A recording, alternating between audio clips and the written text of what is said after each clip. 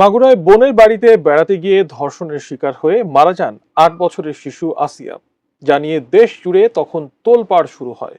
ধর্ষকের বিচারের দাবিতে আন্দোলনের নামে আপামর জনতা, গ্রেপ্তার হয় অভিযুক্তরা, শুরু হয় আইনি কার্যক্রম।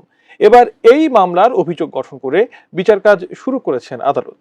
কিন্তু মামলার প্রধান আসামি হিটু শেখ 164 ধারায় ধর্ষণের দায় স্বীকার করলেও অভিযোগ গঠনের সময় নিজেকে নির্দোষ দাবি করেছেন। আসসালামু আলাইকুম সম্মানিত ভিউয়ার্স, ভিডিওটা যে যেখান থেকে প্লে করেছেন তাদেরকে রিকোয়েস্ট করছি শেষ পর্যন্ত ভিডিওটা দেখার জন্য। সম্মানিত ভিউয়ার্স, হিটু শেখকে আদালতে তোলা হয়। আদালতে তোলার পরে হিটু শেখ জবানবন্দিতে বললেন তিনি নিজেকে নির্দোষ দাবি করলেন। সম্মানিত ভিউয়ার্স, আমি আপনাদেরকে একটি ভিডিও দেখাবো, সে ভিডিওটা দেখে আপনারা অবাক হবেন। হিটু শেখের সাথে যারা যারা এই কাজে জড়িত ছিল সবাইকে আদালতে তোলা হয়েছে। তারা এখনো দাবি জানাচ্ছে তারা এমন কাজ করতে পারে নাই, তারা নির্দোষ দাবি জানাচ্ছে। সম্মানিত ভিউয়ার্স, মাগুরার ঘটনা কি, তাহলে কি নতুন কোনো মোড় নিচ্ছে কিনা আমি আপনাদেরকে ভিডিওর মাধ্যমে দেখাচ্ছি। অবশ্যই শেষ পর্যন্ত ভিডিওটা দেখে আপনাদের মূল্যবান মন্তব্য কমেন্ট বক্সে কমেন্ট করে জানাবেন। হিটু শেখ যে কথাগুলা বললেন সেই কথাগুলো আদৌ কি সত্য কিনা, নাকি বাঁচার জন্য সে এরকম মিথ্যা অভিনয় করছে। সম্মানিত ভিউয়ার্স, আর দেরি না করে তো মূল ভিডিওতে আপনাদেরকে নিয়ে যাচ্ছি। তবে কি ঘুরে যাচ্ছে ঘটনার মোড়? এ নিয়ে কি বলছেন আইনজীবীরা, জানাচ্ছেন এসআই রাজ।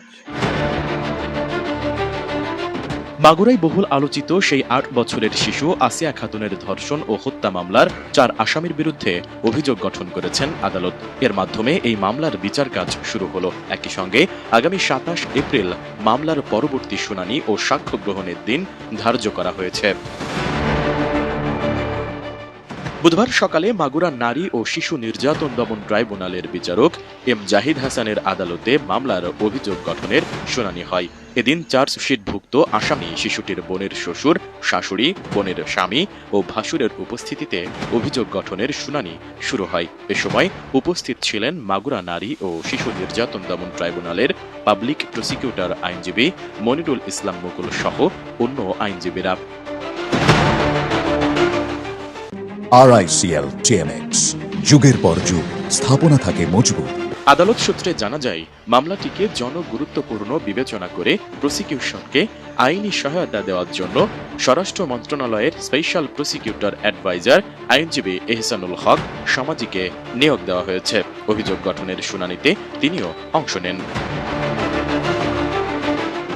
শুনানি শেষে আইনজীবী এহসানুল হক জানান, মামলার অভিযোগপত্র মূল আসামির 164 ধারায় জবানবন্দি সহ অন্যান্য নথির ওপর ভিত্তি করে আসামিদের বিরুদ্ধে অভিযোগ গঠনের আবেদন করলে আদালত তা মঞ্জুর করেন।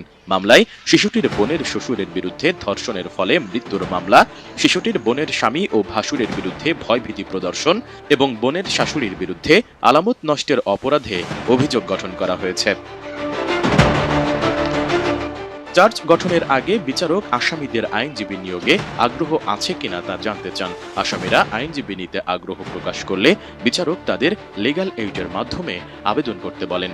এ সময় পিপিই জানান, প্রধান আসামি হিটু শেখ 164 ধারায় ধর্ষণের দায় স্বীকার করলেও অভিযোগ গঠনের সময় নিজেকে নির্দোষ দাবি করেছেন। একই দাবি করেছেন অন্য আসামিরাও। বিএনপির ভারপ্রাপ্ত চেয়ারম্যান তারেক রহমানের নির্দেশনায় গঠিত 5 সদস্যের আইনজীবী প্যানেলের আহ্বায়ক শাহিদ হাসান টগর বলেন, এই মামলায় আসামিদের পক্ষে মাগুরা বারের কোনো আইনজীবী না দাঁড়ানোর সিদ্ধান্ত ছিল। আজও হিটু শেখদের পক্ষে কেউ আদালতে দাঁড়াননি।